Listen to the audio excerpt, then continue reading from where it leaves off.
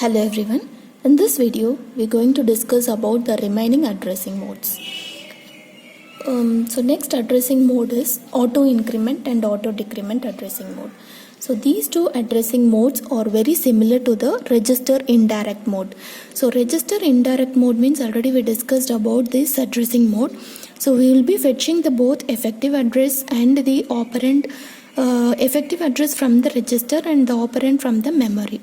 So from the register, so whatever the content we have, that will be considered as the effective address, and in that particular address in the memory, so the content what we are fetching is to be considered as the operand. So this is what register indirect. So whereas this auto increment and auto decrement, which is very similar to the register indirect mode, then what could be the difference between the register indirect and the other two addressing modes? Let us discuss now. So if you are giving the addressing mode as auto increment mode, so what happens there? If you have one register and from that register we will be fetching the effective address, and in that particular address, so whatever the content we have in the memory, that will be considered as the operand. Suppose here we have the content of the register, that is 40, and in that 40th location in memory, so the content whatever we have, which is nothing but 100, that is considered as the operand. So whichever you want to perform any operation, this operand will be used to perform that operation. After fetching this operand, this register value will be incremented. That is what auto increment addressing mode. So after fetching the operand from this 40th location, then the register value will be 41. So this is what auto increment mode. So if you are working with auto decrement mode, so if you are fetching the instruction that is the register value, which is nothing but 40, so before fetching the operand from the memory in this 40th location, you need to decrement it. So if you decrement it, it will become 39. So in the 39th location in the memory, whatever the content we have, that will be considered as the operand. Now 200 is the operand, not 100. That is what auto decrement addressing mode. So if you are using this auto decrement addressing mode, then your register value will be decremented, and according to the decremented value, so we need to search that particular location in the memory, whichever the content we have in that location, so that will be treated as a operand. This is what auto decrement addressing mode. So next one is relative addressing mode.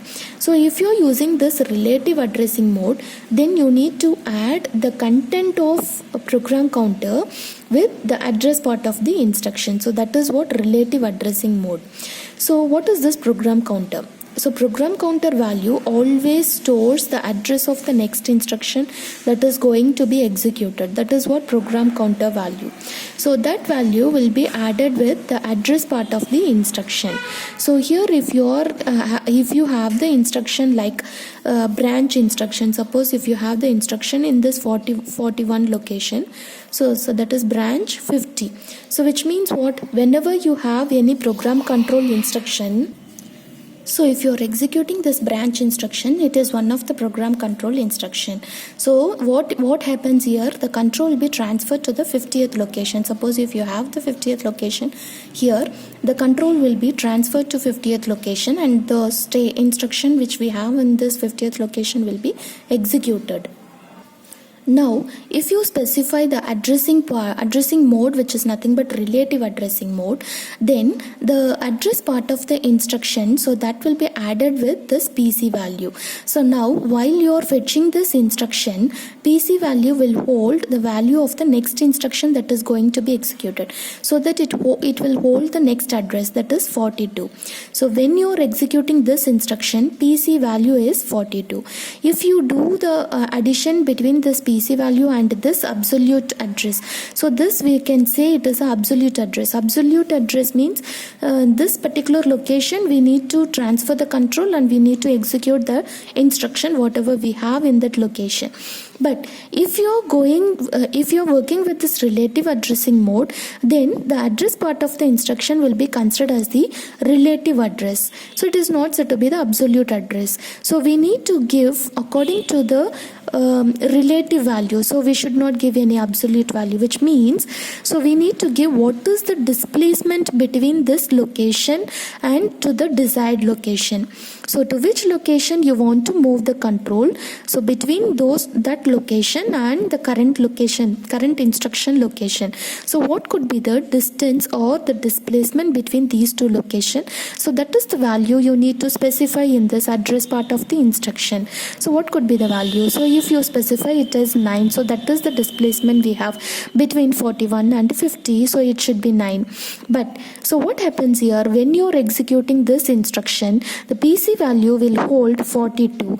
If you add this PC value with this displacement, obviously it will move the control to this location, so that is 51. But that is not true. So that is the instruction we're not going to execute. We're going to execute in the instruction which is stored in the location 50. So what we need to do, we have to give the displacement value according to that. Even if you add the PC value with this displacement, it should move on to the desired location. So now if you give the displacement value as 8, if you add with this PC value, then obviously the control will be transferred to 50th location and this instruction will be executed. So this is how relative addressing mode will work. If you include this relative addressing mode in your instruction, this is the way of working of this relative addressing mode instruction. So next one is indexed addressing mode. So in this indexed addressing mode, so this is also said to be address part of the instruction will be added with index register. So there could be one specific register which is named as index register. So we will be having many number of register in the computer system, like input register, output register, instruction register, program control, accumulator. Like that we may have one more register called index register. So this index register will have the values. So where we can use this word index. So if you are representing any array elements, then we can use this index value. Suppose if there are array variable which holds 5 elements, say for example, and it starts its location index value as 10, 11, 12, 13, 14, like that it goes on. So if you are representing any array variable, so no need of giving separate instruction for accessing all the elements which is stored in the same variable.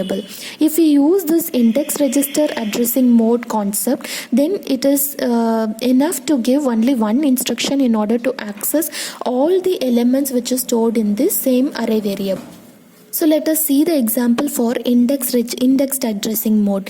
You have one index register and now this is the array variable, so which holds the index value starts from 10.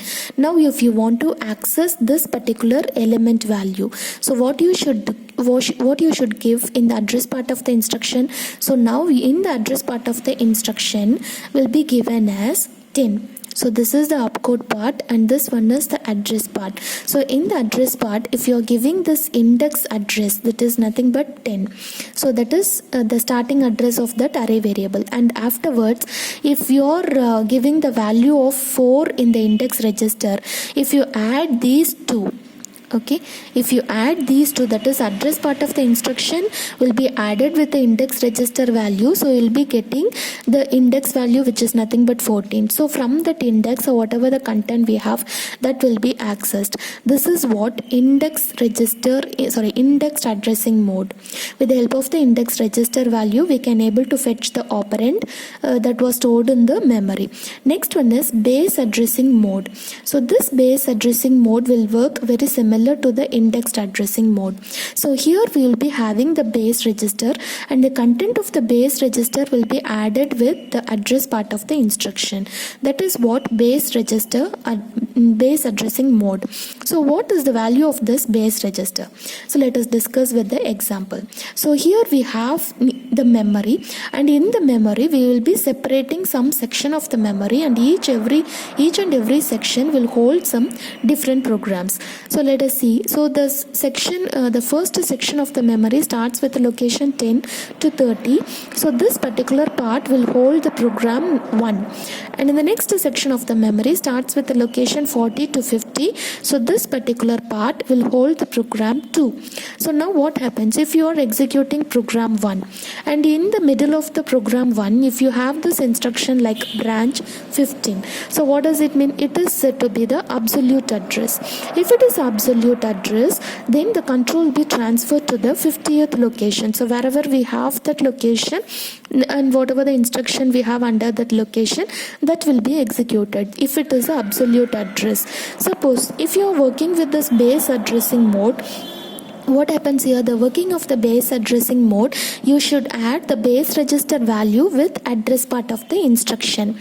So here it will be very easy to branch the desired location. So if that particular location is within that block itself, suppose if you are executing this program 2 and now in the middle of the program 2 you have this branch instruction and you have the same address. So what happens here? Branch 15, so it should access the other program, isn't it? So this particular program is accessing the instruction that is stored in the another program, which is not actually, it is unauthorized access. It should not happen. So what happens here? So you should not give the absolute address.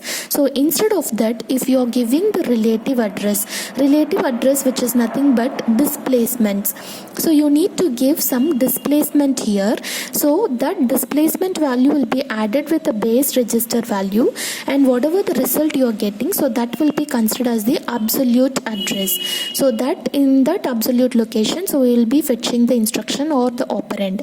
So here base register will always hold the base address, which is nothing but starting address of that part of the memory, or we can say it will be considered as one block and this will be considered as another block which holds separate programs. So this block's starting address, which is nothing but 10, so that value we are just providing for the base register, and whatever the address part of the instruction, that will be added with the base register. So here we should not give the absolute value, so instead of that you should give it as a 15. So if you are executing if you want to execute the instruction which is in the location 15, then you need to give the displacement value, that is 5, so that it can add with this base register value, that is 10 plus 5, obviously you will be getting the 15th location. So this is nothing but the absolute address. So in the location, whatever the content we have, that will be fetched, or else if you have any instruction, that will be fetched and that will be given to CPU for execution. This is what happens if you are working with the base addressing mode.